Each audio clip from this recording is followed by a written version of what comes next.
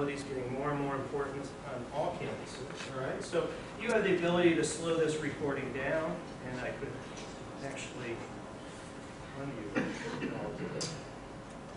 At $100 a barrel, we got Ahmadinejad. Hatami called for a dialogue of civilization. For a dialogue of civilization. Okay. Or if somebody Nah, was skimming, it's the Holocaust, isn't it? I have corollary to the first law of politics, and that is that Probably $20 a the barrel. The extremes Holocaust are- is never a myth. That's nonsense you can only afford at $100 a barrel. So the price of oil and the peace of freedom operate. so if you did have somebody that was studying for an exam, of course, they could speed it up, and you can see it's still very audible. All right, so I mentioned we automatically create this timestamp table of contents. This too is another way to navigate through the recording. So you can see the actual slide that we are on is highlighted in dark green here. But again, I can click on any entry here and fast forward to where that slide was introduced. All right, captioning. This entire recording is captioned. You're going to see there's a green progress bar here that highlights each sentence that is spoken, which is timestamped.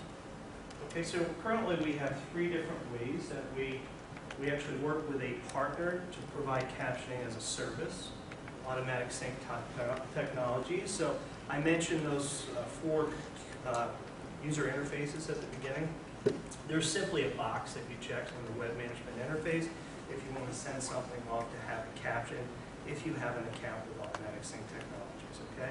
And you establish what the parameters are that they turn that around. All right, you can actually upload your own transcripts in a specific file type. It's .dfxp file type.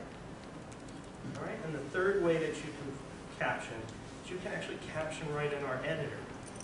All right, so we have a couple of use cases there. Maybe you do send something out to have a caption that's very technical in nature.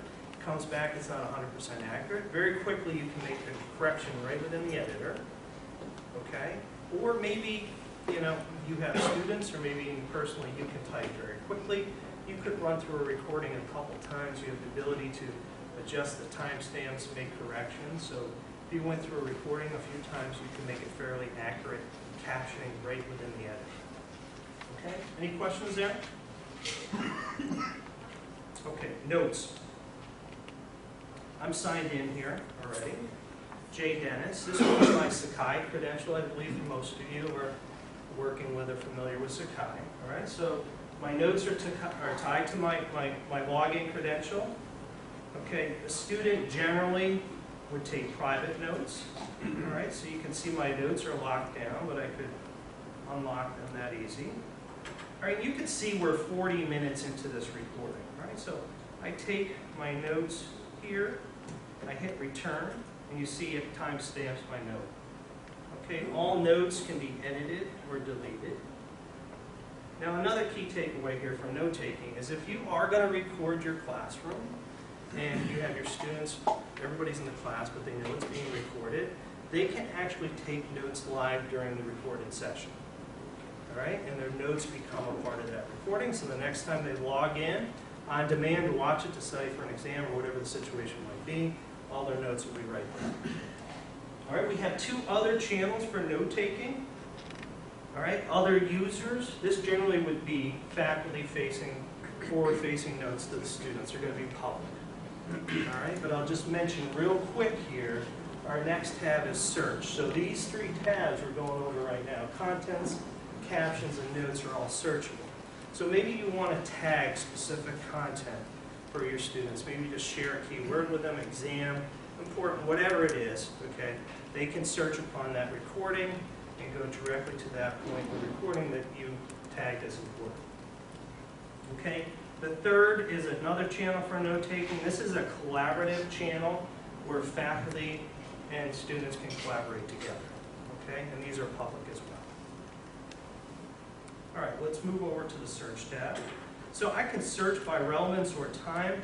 I can search across the notes, the slides, and the transcription independently or collectively. But if I search across all of them here. Okay, and what's really cool about our results here is not only do we have a number of results that are time-stamped in a way to navigate directly to that point in the recording, but we actually tell you where that result came from. So you're going to see a number of the results right here indicate they came from the transcription. Okay, but if I look here, here's a couple that came from the notes, and here's one that came from the PowerPoint. But again, I can click on any entry here and fast forward to directly where that note, and I'm trying to find a different one here that actually changes the slide. Okay, and the slide quickly changes. All right, so click on the entry, and I quickly go to that point in the recording. All right, so this is a typical Panopto recording. All right, and this is our viewer or player. Does any? Yes? Is the transcript generated automatically? It is not. So someone has to write it out? Yes, yes, yes. Okay, or, we can, it's automatic sync technologies is the third party we work with, so, of course you could sign up as a service with them. Yeah. Not to, we don't like to talk about stuff that's, but eventually we would like to get to a point where we have a menu of options for caption. Certainly speech to text would be one of those points that we want to get to as soon as we can. Okay. So let's, I know that you use some document cameras here. All right, so I'll just show you a couple quick examples of a few other.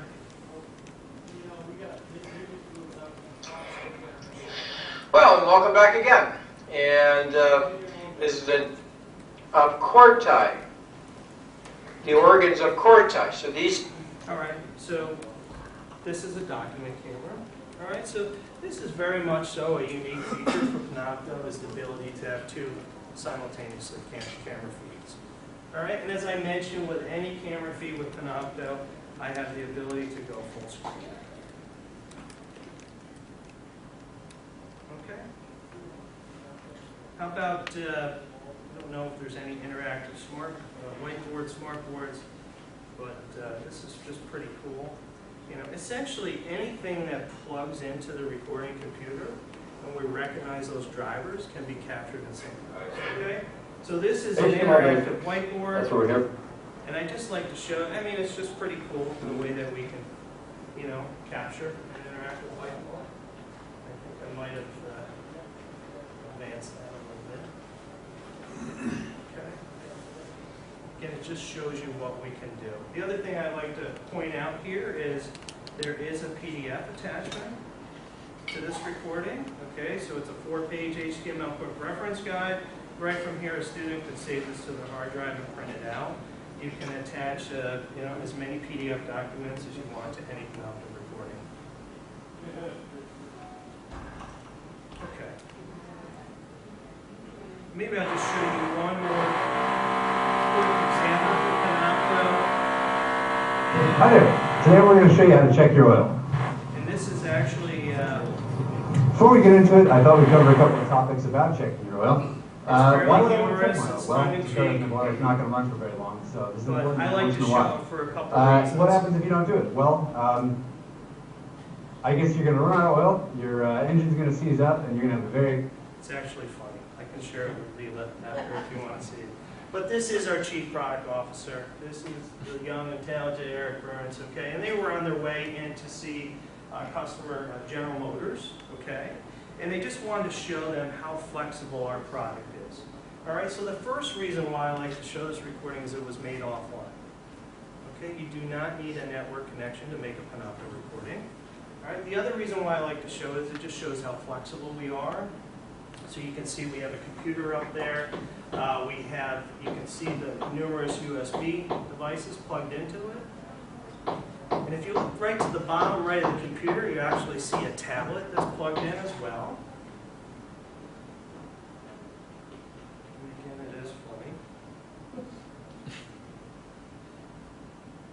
And I'm just going to advance this a little bit, but at the end he picks up the tablet and he writes on it. Okay, so it just, again, the recording was made offline, outside, several devices, 2 cameras, and a tablet. All right, so this is, some typical Panopto recordings. Maybe I'll just ask one question I mean, would there ever be a need to capture any blackboards or traditional? Could be. Okay. To show this one as well. So this is a genetics class at Carnegie Mellon. Can't hear me, let me know. We're giving rise to high susceptibility to chem. Okay. So if I just back out here a second, you'll see that on the left, he's fairly fluid, probably 25 frames per second, okay? But if I, I mean, you can read that blackboard, it's okay. It's okay. But if I come over here to the secondary capture, we slow the frame rate down a little bit, allows us to capture in high definition. The goal is to see, the chalkboard.